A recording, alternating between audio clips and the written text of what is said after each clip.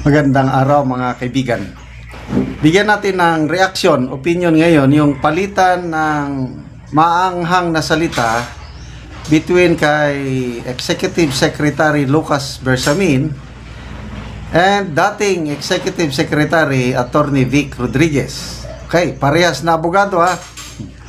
Nagbatuan sila ng salita dahil dito sa ginawa ng Pangulong Marcos Jr. yung mass resignation of cabinet members.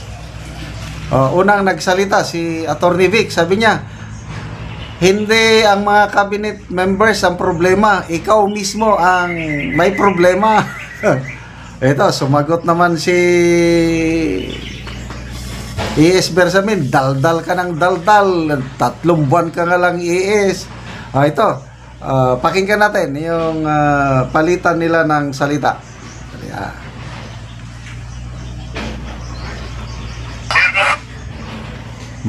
Dali, nawala ng signal. Rodriguez, daldal ng daldal yan. Do you listen to him? Taken out of office, wala pa siyang 3 buwan. Hindi kumasikmura ang korupsyon kung kaya't ako ay umalis ng Malacanang. Ang nais lamang nila ay magnakaw, kaya inindihan ko yan, kanya sila nagalit sa akin. Isa pa. Daldal ng daldal yan. Do you listen to him? Taken out of office, wala pa siyang 3 buwan. Hindi kumasikmura ang korupsyon kung kaya't ako ay umalis ng Malacanang. Ang nais lamang nila ay magnakaw, kaya inindihan ko yan, kanya sila nagalit sa akin. Si Vic Rodriguez, daldal ng daldal yan. Do you listen to him? Taken out of office, wala pa siyang 3 buwan. Hindi kumasikmura ang korupsyon kung kaya't ako ay umalis ng Malacanang. Ang nais lamang nila ay magnakaw, kaya inindihan ko yan, kanya sila nagalit sa akin. Si Vic Rodriguez, daldal. Okay. Kanino tayo maniniwala?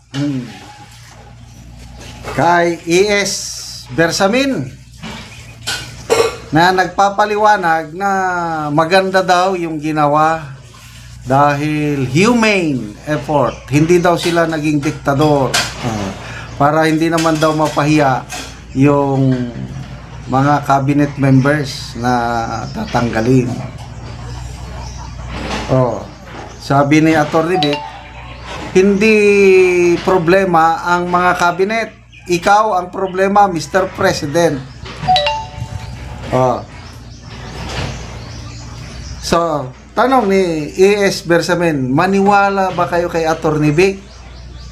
Yes, kung ako ang inyong tatanungin, mas naniniwala ako kay Atty. Vic Rodriguez kumpara dito sa presidente at ang kanyang ES Bersamin. With all due respect, dahil dating Chief Justice ng Supreme Court ang ES ngayon, kailan wala mas kapanipaniwala yung sinasabi ni Atty. Vic Rodriguez na ang presidente ang problema, not so much on the cabinet members. Bakit? Kung ang dahilan nila sa pag-reshuffle o pag-bold reset o pagpatanggal ng mga cabinet members ay yung dismal performance sa election, ang tingin ko, ang dahilan bakit sila natalo ay dahil sa pinilit nilang i-impeach si VP Sara, tapos sinundan pa yung pag-kidnap kay PRRD dinala sa Netherlands. Yun ang malaking dahilan. Of course, dahilan din yung hindi satisfied ang taong bayan sa buhay nila ngayon, nahihirapan. Yes, kasama na yun. Kailang ang main concern ng lalo na kaming taga Mindanao and some parts of Visayas, bakit walang nanalo na alyansa sa Mindanao and some parts of Visayas? Dahil mahal pa namin ang mga Duterte. Kung si Congressman Toby Chanco nang nagsabi, campaign manager ng alyansa. Ang dahilan kung bakit natalo ang alyansa ay dahil sa impeachment ni VP Sara. Yun na yun. bago inimpeach si BP Sara, monthly nagsosurvey ang alyansa. At sa survey nila, October, November, December, January, siyam ang alyansa candidates na pumapasok sa Magic 12. After yung impeachment, sinundan ng kidnapping, ayun na, wala na. Kaya hindi na sila nagrally, nagkampanya sa Mindanao dahil kitang-kita sa survey. Wala na. Galit na ang taga Mindanao, galit na ang taong bayan. Yun ang dahilan, not so much on the performance of cabinet. Oh, maganda sanang action yun, yung pinaresign lahat. Okay sana kung talagang maraming tatanggalin. Eh, hindi man. As of now, isa pa lang ang natanggal.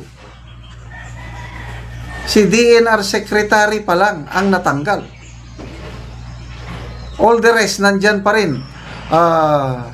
Akala ko, accepted na ang resignation ni Soljen Guimara. Kailang wala pa rin confirmation. Nabasa ko sa column ni Mr. Rigoberto Tiglao. As of yesterday, sabi niya, isa pa lang ang ano. So ano yun? Papogi lang yun. Papogi lang. Bakit mo i-mass resignation ang lahat na 38 ang pinaresign eh. Tapos iisa lang ang sisibakin. Bakit? Eh kung tinawag na lang ang DNR Secretary at sabihin, alis ka na. Ay hindi daw pwede kay diktador ang labas. Naging humane daw para hindi daw mapahiya. Ito mas lalong nakakaya.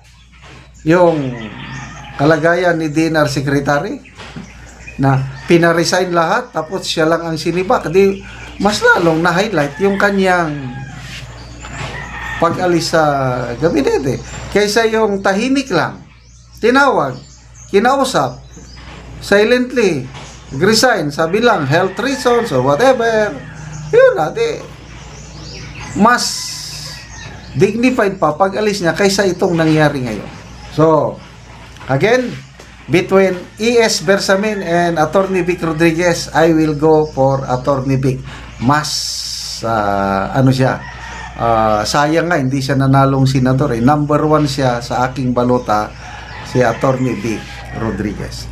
Mga kaibigan, salamat sa inyong pagsubaybay sa ating channel. Nakakatulong kayo ng malaki sa Tribong Talandig dahil ang sweldo natin sa channel na ito is pantulong sa tribo.